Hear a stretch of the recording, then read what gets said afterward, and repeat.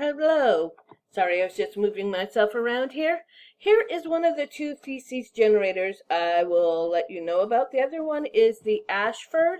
So I'm going to give you a link to papersowl.com/thesis statement generator. This is a tool that should make your life easier.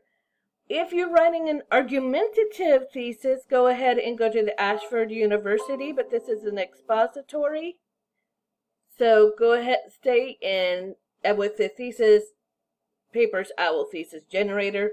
Once again, OWL usually stands for Oxford Writing Lab.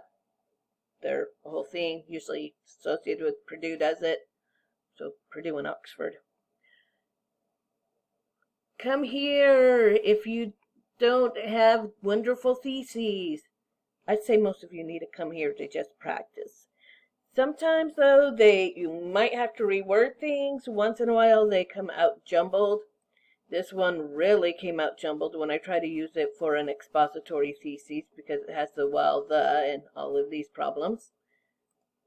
Use it for argumentative, use this one for expository. So, what you do, you come in. It gives you this outline. This is why this is not plagiarism, because you are actually putting in the words. It just rearranges them and makes them pretty for you and tells you what to do to take you step by step. And sometimes it doesn't make it pretty and you have to tell it to try again. So, write your thesis. Your thesis is the main idea of the paper, and it usually has a phrase or a few words that represent the main topic. The thesis should be 1 to 3 sentences. If you've just got a few words, you're in trouble. And by the way, just to let you know, there are professors who, if you do not have a thesis statement, they will just give you a 0 and move on with their life because that's just easier for them. Why read something that doesn't even have a thesis statement? If it's a bad thesis statement, there are a few who might just give you F's and move on with their life without reading the rest of the paper. The thesis is very, very important. This is what tells your reader what the heck you're talking about. Also, a word of advice with theses and introductions. One of my graduate professors taught me, to write the body of your paper or essay first, then go back and write the introduction and the conclusion. I had the head of the history department over at NU even tell me that after he found out we were trying to work on my introduction, thinking, that's what he said he wanted, and he's like, and then he comes to find out that I've got all these other things already written for it, all these other chapters, and he's like, well, great, I want those then.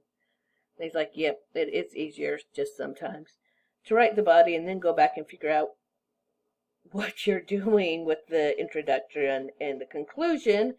And it's a lot easier to write your thesis statement because you know exactly what you're arguing. You've already got your evidence together and you know what pieces of evidence you're going to use. Okay, now I did cheat before I came here and I went ahead and filled this out just to make sure it was giving me a decent thesis statement.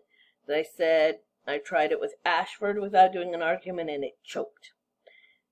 Write your thesis. I just gave it my topic. So my topic is going to be the Salem hysteria. That is the Salem Village hysteria of 1695. My question is what caused it? So now I need to put in my answer.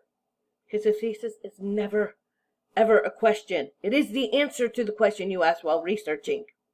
Got it. So state your main point of your thesis. Well, my main point I decided is what caused it were two things. The Salem hysteria was allowed to take place due to a lack of government insight and religious zealotry. And yes, I've really done a paper on the Salem witch trials before, and that was part of my conclusion. The governor was not even in the Massachusetts territory at the time. He was in the territory. He wasn't in Massachusetts itself. He was up in the main area of the territory, and I mean Maine, which becomes a state in 1820 separate from Massachusetts. By the way, they're not even connected. Still not clear why it was included in the Massachusetts territory, except that the people who settled it all started out in Boston and then went up. Yeah, those are my ancestors too. So he's up there fighting the natives so we can take this land. Meanwhile, The deputy governor, if you've read Crucible, he's in there, is a Puritan, and the Puritans are very zealous, which U.S. history will talk about later. They finally get taken out, one, by this, because, boy, it made them look really bad, and two, by the Enlightenment, because their views and the Enlightenment do not mesh, so, they sort of start clashing a little bit, and the Enlightenment really just kills them. Their children found the Enlightenment ideas to be much better. So, my main point, once again, now my evidence. Well, as I told you, the governor was in the Maine territory, not Massachusetts, when this was all taking place. Matter of fact, his enemy sent a letter to the king telling him what was happening. The king sends a letter back, which is my evidence, is one, the deputy governor was a Puritan, and he's running the show now without the governor there. And the king had to send a letter to the governor demanding he return to Massachusetts. And oh, look, I misspelled Massachusetts. I know that because it's in red. Guys who have turned it in papers with red there, there's only one E in Massachusetts. That's what I misspelled. So that is what I told them. What do I do next? I hit this nice, lovely button. Generate your thesis. So this is what I'm claiming. This is what I'm going to be arguing about. I'm going to be telling you about the Puritan zealotry and how the deputy governor's allowing all this testimony that shouldn't be allowed in because Puritans think it's okay, even though the British government says no. And the governor's not there to put his foot down and do his job. So it gives me, I said, generate your thesis. Here we go. It gives me two choices. These are thesis statements. A thesis should be this long. As I said, 1 to 3 sentences.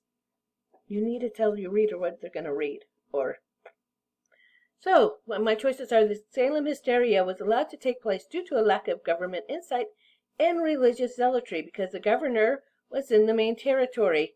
Watch this. If you've noticed right here, it uncapitalized everything. I'm going to get you if you don't capitalize proper names. I'm telling you. Not Massachusetts, as this took place, and the deputy governor was a Puritan. Capitalize it. And the king had to send a letter to the governor demanding he return to Massachusetts. That actually sounds pretty good. I will take that. The other choice was, since the governor was in the Maine territory, not Massachusetts, as this took place, and the deputy governor was a Puritan, and the king had to send a letter demanding he return to Massachusetts, the Salem hysteria was allowed to take place due to a lack of government insight and religious zealotry. I will accept this, but I'm going to use this one. If I were you, if this was my choice, my paper, I'm using this one. Because this is a little more passive than this is, and you do not want to be passive in a paper or essay. It's one of the reasons you also never say I believe, I think, or etc., or even use the word I, but never use the word believe, think, or whatever. You've become passive. Also, your reader doesn't care about your beliefs. So once again, I'm taking the one that has the stronger word choice. And what does this do for me? It introduces my topic, and it tells you exactly, as the reader, what I'm going to be arguing about. You know I'm talking about the governor and the king, and you know I'm talking about that deputy governor and his fellow crazy Puritans. This is good. And can you use this? Yes, please use this until you are sure you are great at writing thesis statements. Then you might still want to put it in and compare what it says to what you put in and decide which one you like better. So please use the tools that the internet has created for you. Bye.